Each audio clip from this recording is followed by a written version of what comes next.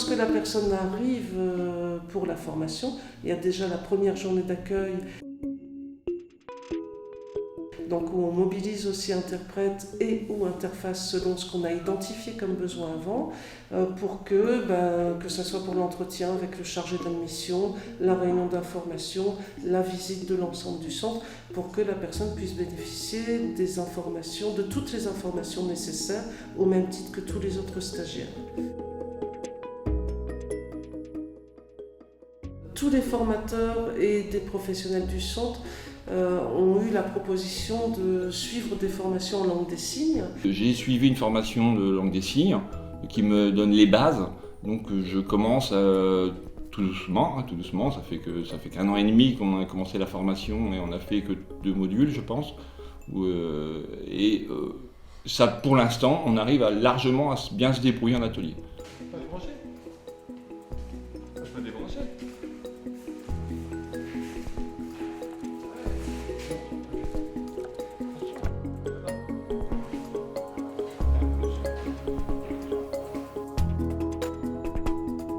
On a été sollicité pour nous en tant qu'interprètes pour venir traduire les échanges qui sont faits, alors soit d'une part en cours entre les formateurs et les stagiaires sourds.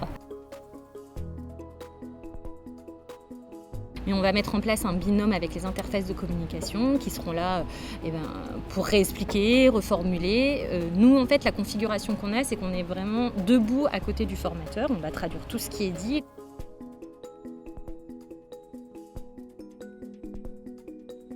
L'interface de communication sera assise à côté de la personne sourde, va reformuler, va lui faire des schémas et va s'assurer que vraiment le message a été compris.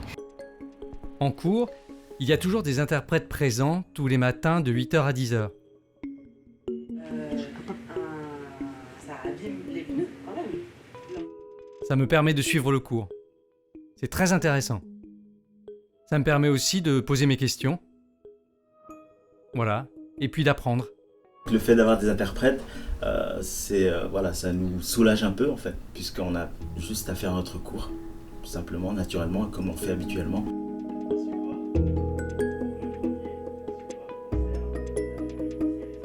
Préparer avec Sourds Média à quel moment les interprètes vont venir, quels sont les moments à privilégier, parce que c'est plutôt pour les cours théoriques.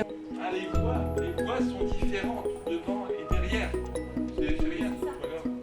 Donc là, l'interprète doit justement entendre ce que je dis, l'interpréter, le relater vers le sourd. Le sourd, quand il intervient, doit également repasser par l'interprète. Donc ça prend un peu plus de temps. Ça permet aussi de se poser, de bien définir ses objectifs de séance et de bien avancer dans la séance sans qu'il y ait d'oubli ou de perte de stagiaires. Ça convient aussi bien aux entendants qu'aux sourds.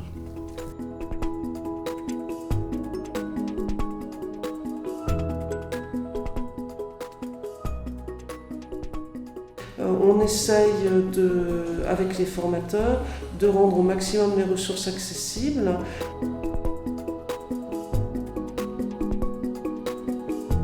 C'est souvent favoriser tout ce qui peut être visuel.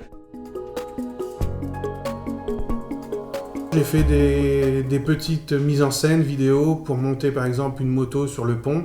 Donc il y a un stagiaire qui me filmait. Et donc on montrait les points vraiment à vérifier, à faire attention. Là par exemple, telle phrase, ça me semble trop long, ou il n'y a pas assez d'images, il faudrait accentuer le visuel dans les supports pédagogiques.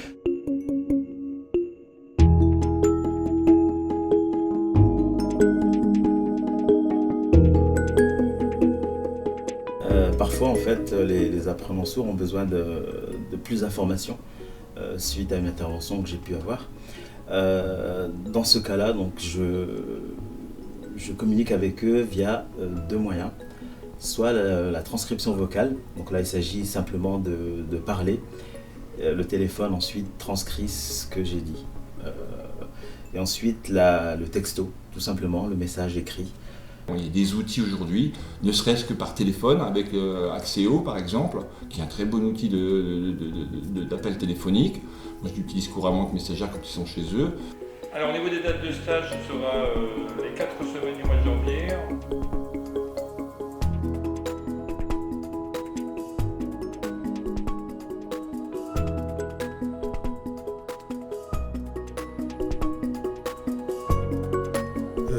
le stagiaire sourd va vachement bien s'adapter aux entendants, c'est ce qu'ils vivent dans la vie de tous les jours. Il y a plus d'entendants que de sourds, donc forcément ils sont amenés toute la journée à s'adapter eux. Au niveau de l'adaptation, effectivement, je me suis rendu compte que ces personnes ont des facilités de communication envers les entendants et que ce sont plutôt les entendants qui ont des difficultés et des appréhensions par rapport à la personne. Comment je vais lui parler, comment je vais me faire comprendre, et tout compte fait, ça a été relativement facile.